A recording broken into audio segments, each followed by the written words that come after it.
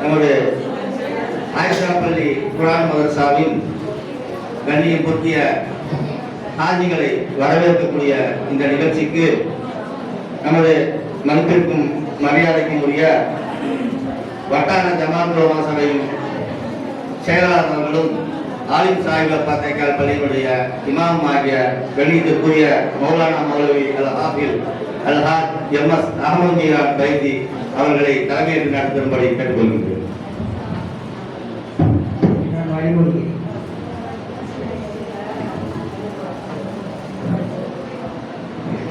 ஹாஜிகளை மையமாக வைத்து நடக்கக்கூடிய இந்த சிறப்பான நிகழ்வின் துவக்கமாக பெரியப்பட்டி வாயில் மதரசாவின் மாணவர் அல் ஹாஃபில் எஸ்.எம். அப்துல் கரீம் கிராத் ஓதி துவக்கி இருக்கிறார்.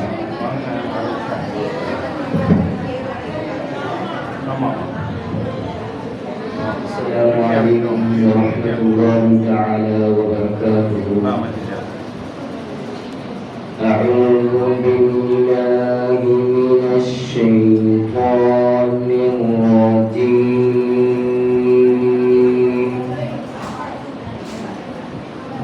بسم الله الرحمن الرحيم.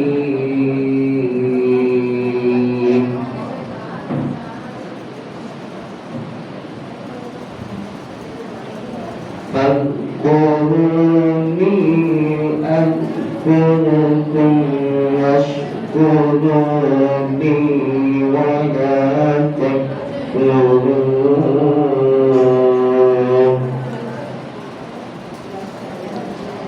يا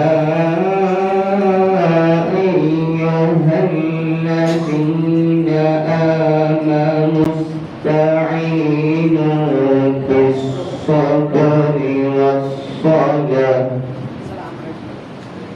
إن الله مع الصابرين.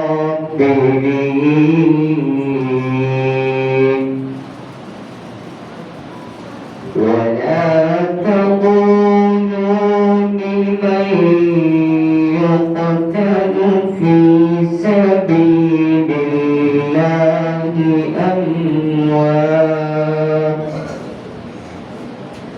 بل أحياء ولكن لا تشعرون.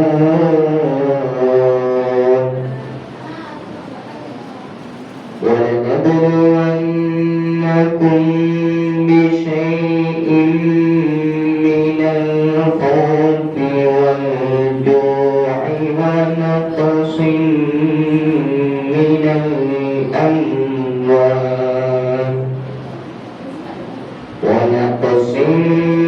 من الأموال والأنفس والثمرات وبشر الصابرين الذين إذا أصابتهم مصيبة قالوا إنا لله وإنا إليه راجعون.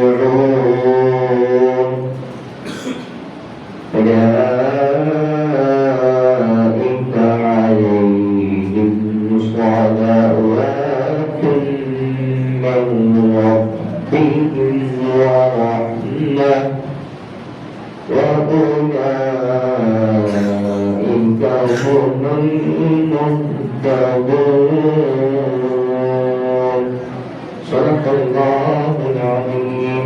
السلام عليكم ورحمة الله تعالى وبركاته.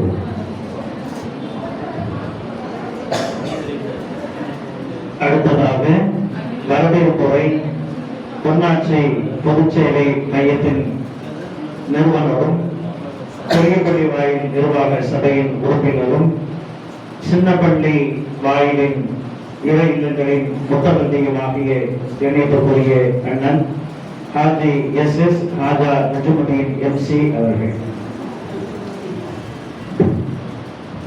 அஸ்ஸலாமு அலைக்கும் வரஹ்மத்துல்லாஹி தஆலா வபரகாத்துஹு. நமது கூத்தாநல்லூருக்கு பெருமை சேர்க்கும் வகையிலே நமது மசீதியா பிரிவிலே செயல்பட்டுக் கொண்டிருக்கக்கூடிய ஆயிஷா பள்ளி குர்ஆன் மதரசாவின் இந்த நிகழ்ச்சிக்கு வருகின்றிருக்கக்கூடிய உங்கள் அனைவர்களுக்கும் எனது சலாத்தினை தெரிவித்துக் கொள்கின்றேன். மீண்டும் ஒரு முறை அஸ்ஸலாமு அலைக்கும் வரஹ்மத்துல்லாஹி தஆலா வபரகாத்துஹு. கடந்த 20 ஆண்டுகளாக இது 20வது ஆண்டு. கடந்த ஆண்டுகளெல்லாம் தொடர்ச்சியாக நமதூர் மற்றும் நமதூர் சுற்றுப்புறங்களில் உள்ள அத்திக்கடை, பொதக்குடி, பூதமங்கலம் இப்படி நமது சுற்றுவட்டார பகுதியிலிருந்து புனிதமிக்க ஹஜ்ஜி பயணம் மேற்கொள்ளக்கூடிய ஹாஜிமார்களையும் ஹஜ்ஜாமார்களையும் நமது ஆயிஷா பள்ளி குர்ஆன் மதரசாவுடைய நிறுவனர் மர்ஹூம் மதிப்பிற்கும் மரியாதைக்கும் உரிய ஹாஜி முகமது அண்ணன் அவர்கள் இந்த மதரசாவின் சார்பாக ஹஜ்ஜி செல்லக்கூடிய ஹாஜிமார்கள் அனைவர்களையும் அனுப்பி வைக்கும் போது அவர்களுக்கு ஒரு வழிகாட்டு பயிற்சி முகாமையும் நடத்தி அவர்கள் நல்ல விதமாக தங்களது ஹஜ்ஜி கடமையை பூர்த்தி செய்து திரும்பி ஊர் வரும்போது அவர்களை சிறப்பான இங்கே மஜ்லிஸிற்கு அழைத்து ஒரு மஜ்லிஸை ஏற்பாடு செய்து அதிலே ஹஜ்ஜி கடமையை முடித்து வந்திருக்கக்கூடிய அனைத்து ஹாஜிமார்களையும் ஹஜ்ஜாமார்களையும் கௌரவிக்கும் ஒரு நிகழ்ச்சியினை தொடர்ந்து 20 ஆண்டு காலமாக இந்த குடும்பம் செம்மையாக இந்த நிகழ்வை நடத்தி கொண்டு வந்து கொண்டிருக்கின்றது.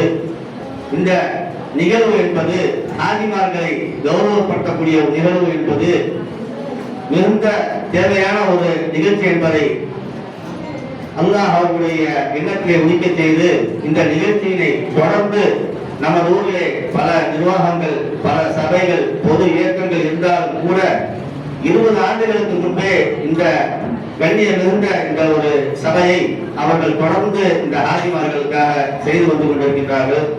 நம்மை விட்டு அவர்கள் மறைந்து விட்டாலும் கூட அவர்கள் எடுத்த இந்த பணி தொடர்ச்சியாக அவர்களது குடும்பத்தார், அவரது மனைவி, அவரது மகளார், அவரது பேரன் இவர்கள் மூலியமாக தொடர்ந்து முன்னேற்றப்பட்டுக் கொண்டிருக்கின்றது.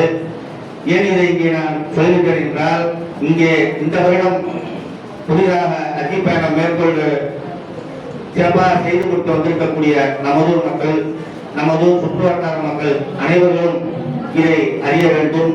இதேபோல் இந்த நிகழ்வினை போல் வல்ல அல்லாஹ்வின் இல்லத்தை தரிசித்து வந்திருக்கக்கூடிய அனைத்து ஹாஜிமார்களுக்கும் அனைத்து ஊர்களிலும் இது மாதிரி ஒரு நிகழ்ச்சியை நடத்த வேண்டும் என்ற நோக்கத்தோடு தான் இங்கே இதை நான் பதிவு செய்கின்றேன். இந்த 20வது ஆண்டு ஹாஜிகள் வரவேற்பு நிகழ்ச்சிக்கு தலைமையேற்று நடத்தி கொண்டிருக்கக்கூடிய மதிப்பிற்கும் மரியாதைக்கும் உரிய ஹஜ்ரத் பெருந்தகை அவர்களுக்கு இந்த நிர்வாகத்தின் சார்பாக வருக என அன்போடு வரவேற்கின்றேன்.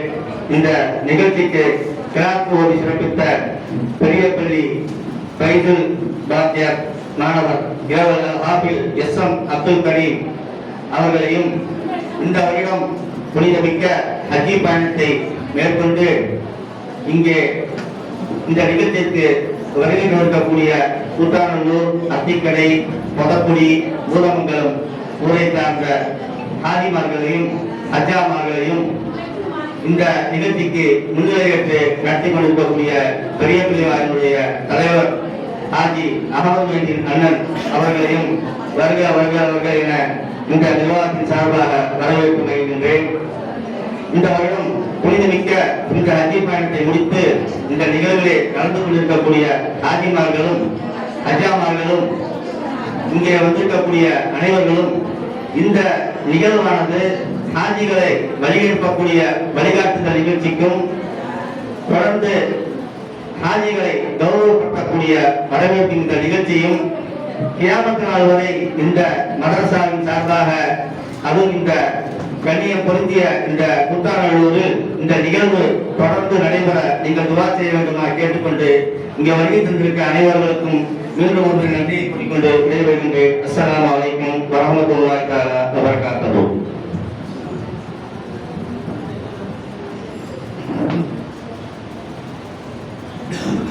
إن الحمد لله والصلاة والسلام على رسول الله.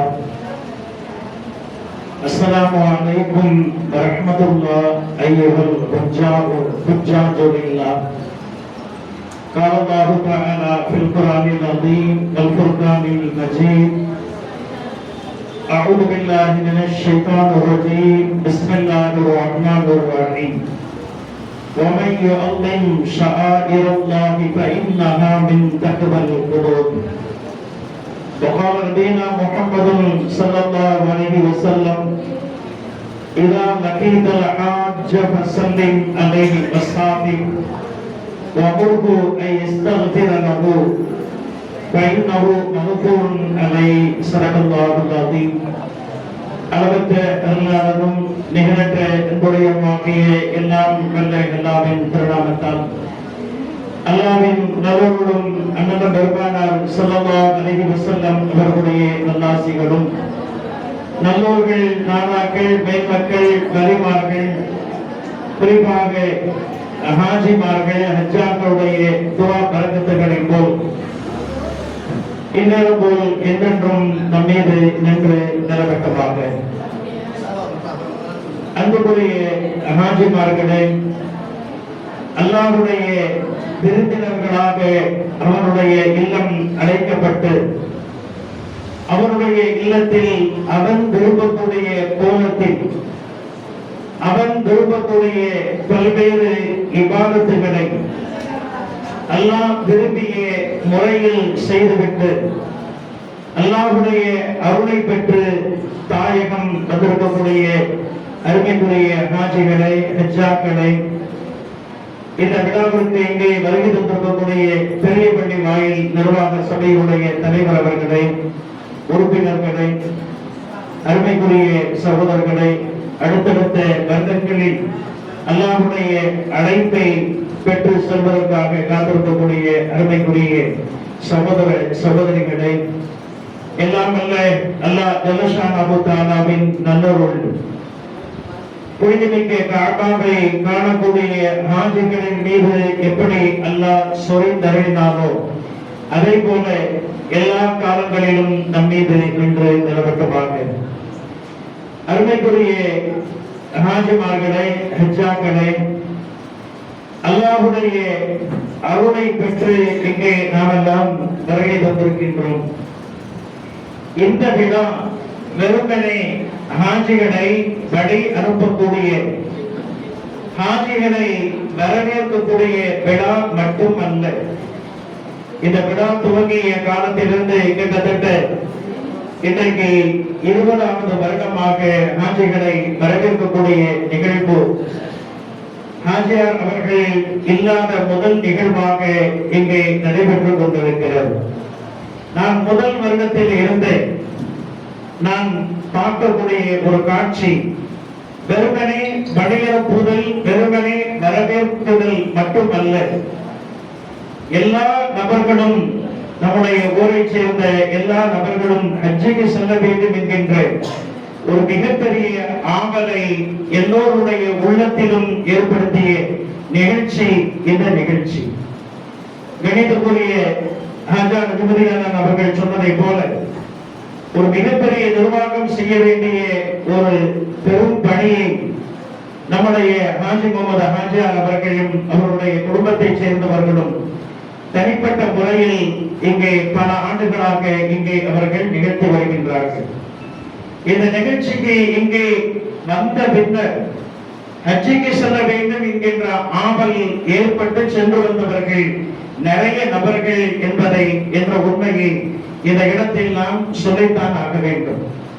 அதற்குரிய அத்தனை பெருமைகளும் நன்மைகளும் ஹாஜி முகமது ஹாஜியார் அவர்கள் அல்லாஹ்வுடைய அருளுக்கு நெருக்கமாக இருந்து கொண்டு இன்றைக்கு அனுபவித்துக் கொண்டிருக்கின்றார்கள் என்பதே அதற்குரிய சான்றாகும். அருமைக்குரிய ஹாஜிமார்களே, ஹஜ்ஜாக்களே, ஹஜ் என்பது வரிசையில் தான் கடைசி 5வது. ஆனால் அது ஆரம்பத்திலேயே செய்யப்பட வேண்டிய ஒரு கடமை. அது எப்போது நமக்கு நல்ல வசதி வாய்ப்பிருக்கிறதோ, உடல் வாங்கி இருக்கிறதோ உடனடியாக செய்துவிட வேண்டுமே தவிர முடியெல்லாம் நரைத்த பின்பு, நரம்புகள் எல்லாம் பலவீனப்பட்ட பின்னர், எழுவதற்கு முடியாத நிலைமையில், அமர்வதற்கு முடியாத நிலைமையில் அப்போதுதான் ஹஜ்ஜி செய்ய வேண்டும் என்று பல நபர்கள் நினைத்துக் கொண்டிருந்தார்கள். ஆனால் இப்போது காலம் மாறி இருக்கிறது. இளைஞர்கள் நிறைய நபர்கள் ஹஜ்ஜிக்கு ஒவ்வொரு வருடமும் சென்று வருகின்றார்கள். ஹாஜிகள் நேரடியாக அதனை பார்த்திருக்க கூடும். இந்தோனேசிய நாட்டில் ஹஜ்ஜிக்கு சென்று வந்தால்தான் அவர்களுக்கு திருமணமே ஆகும். ஒரு மணமகனாக இருந்தாலும், இளைஞனாக இருந்தாலும், இளைஞியாக இருந்தாலும் அவர்கள் திருமணத்திற்கு முன்பே ஹஜ்ஜிக்கு செய்து வந்துவிட வேண்டும், சென்று வந்துவிட வேண்டும் என்பதில் குறியாக இருக்கக்கூடியவர்கள். இந்தோனேசியாவை பொறுத்தவரையில் நம்முடைய இஸ்லாமிய மக்கள், அதிகமான மக்கள், சில நபர்கள் நல்ல வசதியாக இருந்தாலும் கூட அதிகமான மக்கள் வறுமையினுடைய பிடியில் சிக்கியிருக்கக்கூடியவர்கள் தான். அவர்கள் ஆரம்ப காலம் தொட்டு, நமக்கெல்லாம் தெரியும், மலேசியா, சிங்கப்பூரில், புருனே போகின்ற நாடுகளில் வேலை செய்துவிட்டு வந்தவர்கள் நம்மிடையே நிறைய இருக்கின்றார்கள். இந்தோனேசிய தொழிலாளர்கள் புருனே நாட்டில், மலேசியாவில் அதிகம். மக்கா, மதீனா, சவுதியிலும் கூட அதிகம். ஆண், பெண்கள், இளைஞர்கள் இந்தோனேசியாவை சேர்ந்தவர்கள் அங்கே வேலை செய்து வருகிறார்கள். அவர்கள் தங்களுடைய வருமானத்தில், மாத சம்பளத்தில் ஆரம்பம் தொட்டே ஒரு சிறிய பகுதியை அதற்காக கொஞ்சம் கொஞ்சமாக சேமித்து இந்த ஹஜ்ஜிக்காக செல்ல வேண்டும் என்பதில் மிகப்பெரிய உறுதியோடும் தவக்கலோடும் அவர்கள் இருக்கின்றார்கள் என்பதை நாம் பார்க்கின்றோம். இன்றைக்கு சவுதி அரசாங்கம் உலகத்தில் ஒவ்வொரு நாட்டிற்கும் ஒரு கோட்டா சிஸ்டம் வைத்திருக்கிறது. ஹஜ்ஜிக்கு வரக்கூடியவர்களுக்கு கிட்டத்தட்ட ஒரு 15 ஆண்டு காலமாக இப்போது கோட்டா சிஸ்டம் வந்துவிட்டது. முன்பு அப்படி இல்லை. இந்த நாட்டிலிருந்து எத்தனை நபர்கள் வேண்டுமானாலும் செல்லலாம். கோட்டா சிஸ்டம் வந்த பின்பு நம்முடைய இந்திய திருநாட்டிற்கு 1000-ல் ஒரு நபர், 1000 முஸ்லிம் இருக்கின்றார் என்றால் அதில் ஒரு நபர் என்கின்ற அடிப்படையில் இந்தியாவிற்கான சவுதி அரசின் கோட்டா இருக்கிறது. ஆனால் இந்தோனேசியாவுக்கு மட்டும்தான் அதிகமான கோட்டாக்களை, அளவுக்கு மீறிய கோட்டாக்களை சவுதி அரசாங்கம் வழங்குகிறது. உலகத்திலேயே இந்தோனேசியாவில் இருந்து வரக்கூடிய ஹாஜிகள் தான் அவர்களுடைய ஜனத்தொகையை மிஞ்சிய அளவிற்கு அதிகமாக வருகின்றார்கள் என்பதை சவுதி கெஜெட்டின் மூலமாக நாம் தெரிந்து கொள்ள முடியும். காரணம் என்னவென்றால், அந்த மக்களுடைய அந்த மனநிலைமையை, இஹ்லாஸான எண்ணத்திற்கு சவுதி அரசாங்கம் மதிப்பு கொடுத்து நிறைய ஹாஜிகள் வருவதற்கான வாய்ப்பை அவர்களுக்கு வழங்கியிருக்கின்றார்கள். எனவே இன்றைக்கு நிறைய நபர்கள், இளைஞர்கள், இளைஞர்கள் இன்றைக்கு ஹஜ்ஜிக்கு செல்ல ஆரம்பித்து விட்டார்கள். நம்முடைய ஊரை பொறுத்தவரையில், நம்முடைய சுற்றுவட்டாரத்தை பொறுத்தவரையில் இங்கே நடக்கக்கூடிய இந்த பயிற்சி முகாம், வழியனுப்பு முகாம், வரவேற்பு முகாம் எல்லாம் எல்லோ நபர்களும் ஹஜ்ஜி செய்ய வேண்டும் என்கின்ற ஒரு நல்ல எண்ணத்தை உருவாக்கக்கூடிய ஒரு கேந்திரமாக இது அமைந்திருக்கிறது என்பதில் எந்த விதமான சந்தேகமும் இல்லை. அன்புக்குரிய ஹாஜிமார்களே, அல்லாஹ்வுடைய கிருபையினால் இன்றைக்கு நீங்கள் ஹஜ்ஜை முடித்துவிட்டு இங்கே வந்திருக்கிறீர்கள். உங்களை காண்பதற்கான ஆர்வம் எல்லோருக்கும் உண்டு. ஹாஜிகளை சந்திக்க வேண்டும் என்கின்ற ஆசை எல்லோருக்குமே உண்டு. ஏனென்றால் நம்மளை நிறைய நபர்கள் ஹஜ்ஜிக்கு செல்லாதவர்கள் இருக்கின்றார்கள். சென்று வந்தவர்களும் கூட ஹாஜிகளை காண வேண்டும் என்கின்ற அந்த ஆர்வம் இயல்பான ஒன்று. காரணம் என்னவென்றால், கஅபாவை நேரடியாக கண்ட அந்த கண்களை நாம் காண வேண்டும். கஅபாவை நேரடியாக தொட்டு முத்தமிட்ட அந்த கைகளை நாம் முத்தமிட வேண்டும். முசாஃபஹா செய்ய வேண்டும் என்கின்ற எண்ணத்தில் ஹாஜிகளை சந்திப்பது என்பது ஒரு மிகப்பெரிய அனாதையான ஒரு பெரிய மது. எனவேதான் பெருமானார் ஸல்லல்லாஹு அலைஹி வஸல்லம் அவர்கள் சொல்வார்கள், ஒரு ஹாஜியோடு நாம் நடந்து கொள்ளக்கூடிய நடைமுறை 4 நடைமுறை. ஸல்லல்லாஹு அலைஹி வஸல்லம் அவர்கள் சொல்வார்கள், இதா லகீத்தல் ஹாஜ், ஒரு ஹாஜியை, ஹஜ்ஜிக்கு சென்று வந்த நபரை நீங்கள் சந்தித்தால், வஸல்லிம் அலைஹி, அவர்களுக்கு நீங்கள் சலாம் சொல்லுங்கள். வஸாபிகு, அவரோடு முஸாபஹா செய்யுங்கள், முஆனகா செய்யுங்கள். வஹுஹு ஐஸ்தக்பிர லக கபல ஐயதுபல பைத்தஹு, முடிந்தால் அவர்கள் தன்னுடைய இல்லத்திற்கு செல்வதற்கு முன்பதாகவே அவர்களை சந்திக்க வேண்டும். இரண்டாவது சலாம் கொடுக்க வேண்டும், மூன்றாவது முசாஃபா முஆனகா கொடுக்க வேண்டும், நான்காவது அவர்களிடத்தில் ஒரு ரிக்வெஸ்ட் வேண்டிக் கொள்ள வேண்டும். என்னுடைய பாவங்களை அல்லாஹ்விடத்திலே மன்னிக்கும் பொருட்டு நீ எனக்கும் பாவ மன்னிப்பு தேவை என்று அவரிடத்திலே வேண்டுதல் விடுக்க வேண்டும். முடிந்தால் அவர்கள் வீட்டிற்கு செல்வதற்கு முன்பதாகவே சந்தித்து விட வேண்டும். இல்லாவிட்டாலும் அவர்கள் இன்றைக்கு வரக்கூடிய நேரம் காலம் என்பது இரவு நேரத்திலே அவர்கள் வரலாம். எனவே வீட்டிற்கு செல்வதற்கு முன்பதாகவே சந்திக்கக்கூடிய வாய்ப்பு கிடைக்காமல் இருக்கலாம். எனவே அவர்களை எப்போது சந்திக்க நேர்ந்தாலும் இந்த 4 விஷயங்களை அவர்களோடு நாம் நடைமுறைப்படுத்த வேண்டும். முதலில் சந்திக்க வேண்டும், இரண்டாவது சலாம் கொடுக்க வேண்டும், மூன்றாவது முசாஃபஹா முஆனகா செய்ய வேண்டும், நான்காவது நம்முடைய குற்றத்தை அல்லாஹ் மன்னிக்க வேண்டும் என்று ஹாஜிகளுடைய நாவினால் நமக்கு இஸ்திக்பார் செய்ய அவரிடத்திலே நாம் கேட்டுக்கொள்ள வேண்டும். ஏனென்றால் பைனஹும் அனுபூர், ஹாஜிகள் பாவம் மன்னிக்கப்பட்டவர்கள். பாவம் மன்னிக்கப்பட்டவர்களால் தான் நம்முடைய பாவங்களும் அல்லாஹ் பிழை பொறுக்க அல்லாஹ்விடத்திலே துஆ செய்ய முடியும். எனவே இந்த விஷயங்களை 4 நடைமுறைகளை நடைமுறைப்படுத்தும்படி ஸல்லல்லாஹு அலைஹி வஸல்லம் அவர்கள் சொல்லியிருக்கின்றார்கள். அன்புக்குரிய ஹாஜிமார்களே, அதனுடைய நுட்பம் என்ன, தத்துவம் என்ன என்பதை நாம் புரிந்து கொள்ள வேண்டும். ஹாஜியை சென்று சந்திக்க வேண்டும். இன்றைக்கு சில நேரங்களில் தனித்தனியாக சந்திக்க முடியாத பல வாய்ப்புகள் இருக்கலாம். எல்லோரையும் ஒட்டுமொத்தமாக ஒரே இடத்தில் சந்திப்பதற்கான வாய்ப்பை இந்த ஆயிஷா பள்ளியினுடைய இந்த நிகழ்வு நமக்கு ஏற்படுத்தி தந்திருக்கிறது. அல்லாஹ் அவருடைய கூலியை அவர்களுக்கு வழங்க வேண்டும். ஹாஜியை சந்திப்பதற்கான நோக்கம் என்ன? காபாவை கண்ணோடு கண்ணாக கண்டுணர்ந்த அந்த கண்ணை நாம் பார்க்க வேண்டும். அந்த முகத்தை நாம் உற்று நோக்கி அந்த காபாவை தொட்டு முத்தமிட்ட கைகளை நாம் முசாஃபஹா செய்ய வேண்டும். அந்த பாவங்கள் மன்னிக்கப்பட்ட தூய்மையான உள்ளங்களிடத்தில் நாம் நமக்காக துஆ செய்யும்படி கேட்டுக்கொள்ள வேண்டும் என்பதை நபிகள் பெருமானார் ஸல்லல்லாஹு அலைஹி வஸல்லம் அவர்கள் நமக்கு சொல்லித் தருகின்றார்கள். அப்படிப்பட்ட அருமையான ஒரு அல்லாஹ்வின் விருந்தாளிகளாக வந்திருக்கக்கூடிய உங்களை எல்லாம் இங்கே சந்திக்கக்கூடிய ஒரு வாய்ப்பு நமக்கெல்லாம் கிடைத்திருக்கிறது. அன்புக்குரிய சகோதரர்களே, காபாவை இதுவரையிலும் காணாதவர்களுக்கு ஒரு ஆறுதல் தரக்கூடிய ஒரு நிகழ்வாக ஹாஜியினுடைய சந்திப்பு நிச்சயமாக ஏற்படும். நபிகள் பெருமானார் ஸல்லல்லாஹு அலைஹி வஸல்லம் அவருடைய காலத்தில் சஹாபிகள் ஒவ்வொரு நாடுகளுக்கும் வியாபாரத்திற்காக செல்வார்கள்.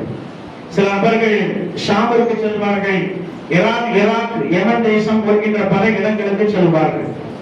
அப்படி ஒரு சஹாபிகள் கூட்டம் யமன் நாட்டிற்கு வியாபாரத்திற்காக சென்றது. அதில் யமனில் பிறந்து வளர்ந்தவர்கள் தான் ஒய்சுல் கர்னி ரலியல்லாஹு அன்ஹு அவர்கள். அவர்கள் அங்கே வருகை வந்திருந்த சஹாபிகள் மூலமாக ஏற்கனவே இஸ்லாத்தை இணைந்து கொண்டார்கள். ஆனால் யமனும் மக்காவும் ரொம்ப தூரம் அல்ல. இந்தியாவிலிருந்து அங்கே இருக்கக்கூடிய தூரத்தை விட மிக குறைந்த தூரம் தான். நாம் ஹாஜிகள் விமானத்திலே ஜித்தாவிற்கு செல்கின்ற பொழுது ஜித்தா விமான நிலையத்தில் இறங்குவதற்கு ஒரு 3/4 மணி நேரத்திற்கு முன்பதாக யமன் நாட்டை தான் நாம் கடந்து செல்ல வேண்டும். ஒரு 3/4 மணி நேரத்தில் யமன் நாடு வந்து ஒரு 3/4 மணி நேரத்தில் ஜித்தா வந்துவிடும். அப்படி யமன் நாட்டிற்கு மேலே விமானங்கள் பறக்கின்ற பொழுது விமான பணியாளர்கள் நமக்கு அனௌன்ஸ் பண்ணுவார்கள், இந்தியாவிலிருந்து வரக்கூடிய ஹாஜிகளுக்கான பாயிண்ட் வந்துவிட்டது, ஏலம் கட்டுவதற்கான பாயிண்ட் ஏலம் வந்துவிட்டது, யமனுக்கு மேலே இப்போது விமானம் பறந்து கொண்டிருக்கிறது, ஏலம் கட்டக்கூடியவர்கள் கட்டுங்கள், நியத்து வைக்கக்கூடியவர்கள் நியத்து வைங்கள் என்று அனௌன்ஸ் பண்ணுவார்கள். Short breaking. எனவே மக்காவிற்கு கிட்டத்தட்ட விமான பயணத்தில் ஒரு 1/2 மணி நேரம் 3/4 மணி நேர தூரத்தில் தான் யமன் நாடு இருக்கிறது. ஆனால் ஒய்சுல் கர்னி ரலியல்லாஹு அன்ஹு அவர்கள் உடனடியாக ஈமான் கொண்ட மாத்திரத்தில் அவர்கள் மக்காவிற்கு சென்று ஸல்லல்லாஹு அலைஹி வஸல்லம் அவர்களை சந்திக்க முடியாத ஒரு நிலைமை இருந்தது. காரணம் என்னவென்றால் அவருடைய வயது முதிர்ந்த தாயை அவர்கள் கவனித்துக் கொண்டார்கள். ஸல்லல்லாஹு அலைஹி வஸல்லம் அவருடைய அனுமதி எத்தனையோ தடவை சஹாபிகளின் மூலமாக கேட்டும் கூட தாயினுடைய பணிபடையில் இருக்கும்படியாக சொல்லிவிட்டார்கள். அப்படிப்பட்ட ஒய்சுல் கர்னி ரலியல்லாஹு அன்ஹு அவர்கள் மக்காவில் இருந்து அல்லது மதீனாவில் இருந்து சஹாபிகள் வியாபாரத்திற்காக நம்முடைய ஊருக்கு வந்திருக்கிறார்கள் என்று கேள்விப்பட்டால் அவர்கள் எவ்வளவு பெரிய வேலையில் இருந்தாலும் கூட விட்டுவிட்டு வேக வேகமாக சஹாபிகளை வரவேற்பதற்கு சென்று விடுவார்கள். சஹாபிகளை கட்டி பிடித்துக் கொண்டு அவருடைய கண்களிலேயே முத்தமிடுவார்கள். மக்கள் எல்லாம் கேட்டார்கள், என்ன காரணம் அது? சஹாபிகள் எங்களுக்கும் வேண்டியவர்கள் தான், எப்படி அவர்களை கட்டி பிடித்துக் கொண்டு அவருடைய கண்களில் முத்தமிடுகிறீர்களே என்று கேட்ட பொழுது ஒய்சுல் கர்னி ரலியல்லாஹு அன்ஹு அவர்கள் சொன்னார்கள், இந்த கண்கள் தான் நான் பார்க்க துடித்துக் கொண்டிருக்கக்கூடிய ஸல்லல்லாஹு அலைஹி வஸல்லம் அவர்களை நேரடியாக கண்டு வந்த கண்கள். இந்த சஹாபிகள் எல்லாம் ஸல்லல்லாஹு அலைஹி வஸல்லம் அவர்களுக்கு மிக மிக நெருக்கமாக அமர்ந்து கொண்டு ஸல்லல்லாஹு அலைஹி வஸல்லம் அவர்கள் என்ன சொல்கிறார்கள் என்பதை அப்படியே அமர்ந்து கேட்டுக் கொண்டிருந்தவர்கள். அவர்களுடைய eye to eye, face to face, முகத்திற்கு நேராக அமர்ந்து கொண்டு நபியுடைய கண்களையே பார்த்து ரசித்துக் கொண்டிருந்தவர்கள் இந்த சஹாபிகள். எனவே இந்த கண்களுக்கு அந்த பாக்கியம் கிடைக்காவிட்டாலும் கூட, நபியை இந்த கண்களின் மூலமாக பார்க்கக்கூடிய வாய்ப்பு எனக்கு இல்லாவிட்டாலும் கூட, நபியை நேரடியாக பார்த்து இந்த கண் எனக்கு மிக மிக விருப்பமானது, எனவே நான் சஹாபியுடைய கண்களை முத்தமிட்டேன் என்று அவர்கள் சொல்வார்கள். அதே போன்றுதான் இன்றைக்கு ஹாஜிகள் காபாவை நேருக்கு நேராக கண்டுணர்ந்து வந்திருக்கின்றார்கள். தொழுகையிலே நாம் 5000 கிலோமீட்டருக்கு அப்பால் இருக்கக்கூடிய காபாவை முன்னோக்கி நின்று கொண்டு நாம் இப்போது தொழுது கொண்டிருக்கின்றோம். அப்படிப்பட்ட காபாவிற்கு நேர் எதிராக காபாவோடு சேர்ந்த நிலைமையில் இருந்து கண்டுணர்ந்து வந்தவர்கள் நம்முடைய அருமைக்குரிய ஹாஜிமார்கள். எனவே அவர்களை பார்ப்பது என்பது, சந்திப்பது என்பது, அவர்களை கண்ணோடு கண்கோடு பார்ப்பது என்பது, அவர்களுக்கு கைலாக செய்வது, முஆனகா முசாபகா செய்வது என்பது, காபாவை இதுவரையிலும் கண்டுணராதவர்களுக்கு ஒரு மிகப்பெரிய ஒரு ஆறுதலாக, அவர்களுக்கும் அந்த வாய்ப்பு கிடைப்பதற்கான ஒரு மிகச்சிறந்த முகாந்திரமாக அமைந்திருக்கிறது என்பதில் எந்த விதமான சந்தேகமும் இல்லை. அருமைக்குரிய ஹாஜிமார்களை ஒரு செய்தி சொல்லி முடித்து சிறப்பு பேச்சாளர் அவர்களை அழைக்கின்றேன். ஹஜ்ஜிலே நிறைய சிரமங்கள் இருக்கலாம். ஹஜ்ஜிலே நிறைய சிரமங்கள், எனவேதான் அதனுடைய பெயரே ஹஜ்ஜி என்பது. அந்த ஹஜ்ஜில் இருக்கக்கூடிய ஹா என்கின்ற எழுத்து நான் ஹாஜிகள் செல்வதற்கு முன்பதாக சொன்னேன். ஹெல்ம் என்பதனுடைய ஒரு சுருக்கம். அது பொறுமைத்தனம் வேண்டும், சகிப்பு தன்மை வேண்டும் என்பதற்காகத்தான் ஹஜ்ஜி என்ற இந்த 2 எழுத்தினை எல்லாம் அமைத்து வைத்திருக்கின்றார். நிறைய சிரமங்களை நாம் அடைந்திருப்போம். சிரமங்களை சிரமமாக நினைக்காமல் எல்லாவற்றையும் அனுபவித்துக் கொண்டவர்கள் நம்மளே நிறைய நபர்கள். சிறிய சிறிய பிரச்சனைகளை கூட ஒரு பெருசாக நம்முடைய மனம், அல்லாஹ் நம்முடைய மனத்திற்கு சாந்தத்தை தர வேண்டும். சில நபர்கள் அப்படியும் இருக்கலாம். ஆனால் ஹஜ்ஜிலே பட்ட ஒவ்வொரு சிரமத்திற்கும் மிகப்பெரிய ஒரு கூலி நமக்காக காத்திருக்கிறது என்பதை நாம் உணர்ந்து கொள்ள வேண்டும். அன்புக்குரிய சகோதரர்களை, ஸல்லல்லாஹு அலைஹி வஸல்லம் அவர்கள் சொல்வார்கள், இன்ன இல்முல் ஜஸா, நிறைய நன்மைகள் கிடைக்க வேண்டுமா, அல்லாஹ்விடத்திலிருந்து நிறைய கூலிகள் உங்களுக்கு வேண்டுமா, மக இல்முல் பலா, நிறைய சோதனைகளை சந்தித்தால் தான் நிறைய நன்மைகள் கிடைக்கும் என்று ஸல்லல்லாஹு அலைஹி வஸல்லம் அவர்கள் சொல்லியிருக்கின்றார்கள். எனவே நீங்கள் ஹஜ்ஜில் பெற்ற ஒவ்வொரு அனுபவத்திற்கும் ஒரு சிறு கல் பட்டாலும் கூட அதற்கும் உங்களுக்கு மிகப்பெரிய நன்மை காத்திருக்கிறது என்பதை நீங்கள் மறந்துவிடக் கூடாது. சென்ற வருடம் என்னுடைய நண்பருடைய தந்தை ஒருவர் திருச்சியில் இருந்து எனக்கு போன் செய்தார். இந்த வருடம் நாங்கள் ஹஜ்ஜிக்கு செல்ல வேண்டும், அதற்கான வழிமுறைகள் என்ன என்று கேட்டார்.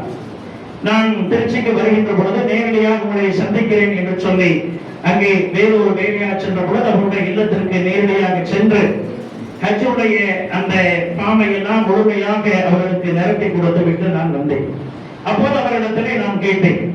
அவர்கள் பெரிய பெரிய தொழில்களை செய்யக்கூடியவர்கள், நல்ல வசதி வாய்ப்புகளை எல்லாம் தந்திருக்கின்றார். நான் சொன்னேன், உங்களுக்கு 68 வயதாகிறது, குடும்பத்தோடு நீங்கள் செல்கிறீர்கள், ஹஜ்ஜி கமிட்டியில் செல்கிறீர்கள், அல்லாஹ் உங்களுக்கு தந்திருக்கக்கூடிய வசதி வாய்ப்பின் அடிப்படையில், உங்களுடைய வயது மூப்பின் அடிப்படையில் நீங்கள் லக்ஸரியாக பிரைவேட்டுகளில் கூட நீங்கள் செல்லலாமே, ஏன் இதில் நீங்கள் செல்ல வேண்டும் என்ற பொழுது அவர் 2 காரணத்தை சொன்னார். ஒன்று, இது லக்ஸரி பயணம் அல்ல. ஏதாவது அங்கு போய் நான் சிரமப்பட வேண்டும், நேரடியாக சிரமங்களை நான் சந்திக்க வேண்டும். இதுவரையிலும் வியாபாரத்தில் மட்டும்தான் சிரமங்களை பார்த்தவன் நான். வணக்க ரீதியாக சில சிரமங்களை நான் அடைய வேண்டும். அது ஹஜ் கமிட்டியில் போனால் தான் அந்த அனுபவம் எனக்கு கிடைக்கும். இது ஒரு காரணத்தை சொன்னார். இன்னொரு காரணத்தை சொன்னால் எனக்கு ரொம்பவும் ஆச்சரியமாக இருந்தது. நாங்கள் 4 நபர்கள் நாங்கள் செல்கின்றோம். பிரைவேட்டிலே செல்லக்கூடிய அந்த பணத்தை ஹஜ் கமிட்டியிலே சென்றால் இன்னும் 2 நபர்களை நாங்கள் அழைத்து செல்ல முடியும். பிரைவேட்டிலே ஒரு நபர் செல்வதற்கு ஹஜ் கமிட்டியிலே 2 நபர்கள் செல்லலாம். நமக்கெல்லாம் கால்குலேஷன் தெரியும். நாங்கள் ஹஜ் கமிட்டியிலே சென்றால் எங்களோடு இன்னும் 2 நபர்களை நாங்கள் அழைத்து செல்ல முடியும். ஹஜ்ஜுக்கான வசதி வாய்ப்பு இல்லாதவர்கள், போவதற்கான அளவை பொருளாதார வாய்ப்பு இல்லாதவர்களை நாங்கள் அழைத்து செல்ல முடியும். எங்க வீட்டுல வேலை பார்க்கிற ஒரு பொண்ணு இருக்குது, நம்ம முஸ்லிம் பொண்ணு. அந்த பொண்ணையும் அவருடைய கணவரையும் எங்களோடு நாங்கள் அழைத்து செல்கின்றோம். அழைத்து செல்வது அவர்களை அங்கே வேலைக்கு வைத்துக் கொள்வதற்காக அல்ல. அவர்களுக்கு அந்த வாய்ப்பு பொருளாதார ரீதியாக இல்லை. ஹஜ் கமிட்டியிலே சென்றால் அந்த கால்குலேஷன் அடிப்படையில் அவர்களையும் அழைத்து செல்ல முடியும் என்பதற்காக 2 காரணத்திற்காக என்று சொன்னார். இப்போது ஹஜ்ஜில் இருந்து ஒரு 10 நாளைக்கு முன்பு திரும்பி வந்தார். நான் அவரை இன்னும் போய் சந்திக்க முடியவில்லை. போனிலே பேசிக் கொண்டோம். அவர் சொல்லும் பொழுது சொன்னார், வெயில் பரக்கத்தாக இருந்தது. சொல்கின்ற பொழுது எனக்கு ஆச்சரியமா இருந்தது. நிறைய நபர்கள் சொன்னார்கள் கடுமையான வெயில், ரொம்ப அதிகமான வெயில் என்றார்கள். ஆனால் அவர் இந்த வார்த்தையை சொன்னார், வெயில் பரக்கத்தாக இருக்கிறது. நான் புரிந்து கொண்டேன், கடுமையான வெயிலை மன மகிழ்ச்சியோடு அவர் ஏற்றிருக்கின்றார். நிறைய விஷயங்களை சொன்னார். சாப்பாடு கிடைக்காத சில பிரச்சனைகள், ஒரு நாள் முழுவதும் சாப்பாடு கிடைக்காம வெறும் காஞ்ச ரொட்டியை சாப்பிட்டு ஒரு இடத்துல இருந்தோம் நாங்க. இப்ப இந்த மாதிரி வாய்ப்புகள் ஊர்ல எனக்கு கிடைக்காது. நேரத்துக்கு நேரம் சாப்பாடு கொடுக்கிறதுக்கு எனக்கு ஆள் இருக்கு. பட்டினி கிடைக்கக்கூடிய ஒரு வாய்ப்பு எனக்கு அங்கேதான் கிடைத்தது. இப்ப இந்த கஷ்டங்கள், முழுமையாக பல கஷ்டங்களை நாங்கள் அனுபவித்தோம். முஸ்தலிமாவில போய் நம்ம நேரம் சுத்தி சுத்தி சுத்தி தேடி காலையில தொழுவதற்கு ஒரு இடம் பிடிக்கிறதுக்குள்ள எங்களுக்கு போதும் ஆயிடுச்சு. முஸ்தலிமாவில இருந்து மீண்டும் மினாவுக்கு வர்றது கூட எங்களுடைய உயிரை உயிர்விட்டது. அவ்வளவு சிரமங்கள். ஆனால் எல்லா சிரமங்களும் சேர்ந்துதான் ஹஜ் என்பதை அந்த நண்பருடைய தந்தை மறவாமல் குறிப்பிட்டார். அன்புக்குரிய சகோதரர்களை, இப்படி ஒவ்வொருவரும் ஒரு சிரமங்களை நாம் அடைந்திருக்க முடியும். நான் 2007 ஹஜ்ஜுக்கு சென்ற பொழுது என்னோடு நம்முடைய ஊரில் இருந்து கிட்டத்தட்ட ஒரு 15 நபர்கள் ஹஜ்ஜுக்கு வந்தார்கள். நம்முடைய ஏபிஎன் அப்துல் ரவுஃப் அண்ணன் அவர்கள், குடியமரத்தார் ஹாமி மன்னன் அவர்கள், அவருடைய குடும்பத்தைச் சேர்ந்தவர்கள், ஒரு 15 நபர்கள் ஒரே பிளேட்டிலே நாங்கள் சென்றோம். மினாவில் அவர்கள் முஸ்தலிமாவுக்கு போய்விட்டு மீண்டும் மினாவிற்கு வருகின்ற பொழுது, அப்போது இந்த ஜிபிஎஸ்ஆர் கருவியெல்லாம் கிடையாது. ஆன்லைன்ல நம்ம எந்த இடத்துல இருக்கோம் லொகேஷன் பார்த்து வர்றது வசதியெல்லாம் அப்போ கிடையாது. இப்போ 5 வருஷமா தான் அந்த வசதி எல்லாம் இருக்குது. இப்போ அவங்க நாங்க முஸ்தலிமாவில இருந்து அப்படியே நானும் எங்களுடைய வீட்டிலே நடந்து வந்துட்டோம். நேரடியாக கல்லடிச்சுட்டு நாங்க எங்களுடைய டென்ட்டுக்கு வந்துட்டோம். ஏபிஎன் ரவுஃப் அண்ணா அவங்களும் ஆமி மண்ணே அவங்களுடைய குடும்பத்தை சேர்ந்த பெண்கள் முஸ்தலிமாவில இருந்து அவங்க மினாவுக்கு வந்துட்டாங்க. மினாவுக்கு வந்தவொடனே அவங்க டென்ட் எங்க இருக்குன்னு தெரியல. சரி கல் அடிச்சுட்டு வந்துருவோம் அப்படின்னு கல்லடிச்சுட்டு போய் கல்லடிச்சுட்டு ரிட்டர்ன் வந்து மதியத்துல இருந்து மகரிப் வரையிலும் தேடுறாங்க. அவங்க டென்ட் எங்க இருக்குன்னு அவங்களுக்கு தெரியல. ஒரு 7:30 மணிக்கு போல எனக்கு போன் அடிச்சாங்க. போன்ல பேசும் பொழுதே குரல்லாம் உள்ள போயிருச்சு. ரொம்ப கஷ்டத்துல இருக்கிறாங்க அப்படிங்கிறத நான் புரிஞ்சுக்கிட்டு எங்க இருக்கிறீங்கன்னு கேட்டுட்டு மஸ்தூல் ஹைபு முதல் கேட்டு நிக்கிறோம் அப்படின்னாங்க. வேக வேகமாக நான் போனேன். போகும் பொழுதே கொஞ்சம் பண தூசெல்லாம் கையில எழுதுகிட்டு தான் போனேன். ஏன்னா அவனுடைய நிலைமை என்ன என்று எனக்கு புரிந்தது. போய் எல்லா மக்களும் அங்க அமர்ந்து இருக்கிறாங்க. என்னை பார்த்தவொன்னா லவ் பண்ண அவங்க அப்படியே அட ஆரம்பிச்சுட்டாங்க. அதாவது காலையில இருந்து நாங்க எங்க டெண்டை தேடிக்கிட்டு இருக்கிறோம். மதியம் சாப்பிடல, இன்னும் சுத்திக்கிட்டு இருக்கோம். எங்க டெண்ட் எங்க இருக்குன்னு தெரியல. எல்லாருடைய கிருபையில ஒன்றும் பிரச்சனை இல்லை. நீங்க இந்த பழத்தை சாப்பிட்டுட்டு என் கூட வாங்க அப்படின்னு என்னுடைய டென்ட்டுக்கு அவங்கள கூட்டிட்டு போனேன். டென்ட் உள்ள விட மாட்டேன்ட்டாங்க. ஏன்னா ஐடி உள்ளவங்க மட்டும் தான் டென்ட்ல போகணும் அப்படின்ட்டு. நான் டென்ட்டுக்குள்ள போய் நண்பர்கள்கிட்ட இருக்கக்கூடிய ஐடி மேல போட்டு டேக் எல்லாம் வாங்கி வெளியே ஜன்னல் வழியா அவங்கள்ட்ட கொடுத்து எப்படியோ அவங்கள உள்ள கூட்டிட்டு வந்து 2 டென்ட்டுக்கு மத்தியில் இருக்கக்கூடிய இடத்துல பிளாங்கெட் வச்சு அன்னைக்கு அவங்க நாங்க தங்க வச்சுட்டு நாளைக்கு இன்ஷா அல்லாஹ் உங்க டென்ட்ல கொண்டு போய் தேடி நான் விட்டுருந்தேன் அப்படின்னு சொல்லி மறுநாள் அவங்க டென்ட்ல கொண்டு போய் நாங்க விட்டோம். அந்த பெண்கள் சகோதரிகள் இன்னும் அந்த ஊர்ல தான் இருக்கிறாங்க. சில அவர்கள் இந்த கூட வந்திருக்கலாம். இப்ப எல்லோருக்குமே பெரிய கஷ்டம் அவருடைய கஷ்டம். நான் சொன்னேன் இந்த கஷ்டம் நம்முடைய அந்தஸ்தை மறுமையில் உயர்த்துவதற்காக அல்லாஹ் கொடுத்த ஒரு சோதனை. இது வீண் போகாது அப்படின்னு சொன்னோம் நாம புரிஞ்சுக்கிட்டோம். அப்ப ஹஜ்ஜில நம்ம என்னென்ன சிரமங்களை அடைந்தோமோ, ஹஜ்ஜு மட்டுமல்ல அமலுக்கான ஒரு சிரமத்தை நாம் அடைந்தோம் என்றால் அதனுடைய கூலி பன்மடங்காக இருக்கும். அதனால நம்ம நோக்கு வச்சோம் அப்படின்னா 1 இருந்து 700 மடங்கு வரைக்கும் நன்மை தருவதாக அல்லாஹ் நமக்கு சான்று தருகிறார். ஹாஜிமார்கள் நீங்கள் இத்தனை நாட்களை அங்கே செலவு செய்த அந்த விதத்தில் பல லட்சங்களை நீங்கள் அங்கே செலவு செய்திருக்கிறீர்கள். பிரைவேட்ல போனாலும் சரி, ஹஜ் கமிட்டியில போனாலும் சரி, பல லட்சங்களை நம்ம செலவு செஞ்சிருக்கிறோம், பல நாட்களை செலவு செஞ்சிருக்கிறோம். நம்முடைய உடலை அதற்காக நாம் அங்கே வருத்தி இருக்கின்றோம். இந்த எல்லாமுமே நம்முடைய மறுமைக்கான மிகப்பெரிய சேமிப்பாக நிச்சயமாக இருக்கும் என்பதை இங்கே கூறிக்கொண்டு எல்லாம் அல்லாஹ் ஜல்லஷானஹு தஆலா சென்று வந்த உங்களுக்கும் நமக்கும் மீண்டும் மீண்டும் அந்த வாய்ப்புகளை தரவும், இதுவரையிலும் செல்லாதவர்களுக்கெல்லாம் அந்த வாய்ப்பை தரவும் நாம் எல்லோரும் அல்லாஹ்விடத்திலே துஆ செய்து குடும்பமாக இப்போது இந்த வந்திருக்கக்கூடிய ஹாஜிகளை வரவேற்று சிறப்புரை நம்முடைய கூடமங்கலம் ஜாமியா பள்ளியினுடைய தலைமை இமாமும் கூட்டாநல்லூர் வட்டார ஜமாத் உலமா சபையுடைய தலைவர் ஆகிய கணிதத்துக்குரிய கவிஞர் அருமைக்குரிய எனது மாப்பிள்ளை அப்துல் காதர் ஜெய்லானி சலாஜி ஆலிம் அவர்கள் மிகச் சிறப்பான ஒரு உரையை உங்களுக்கு தருவார்கள்.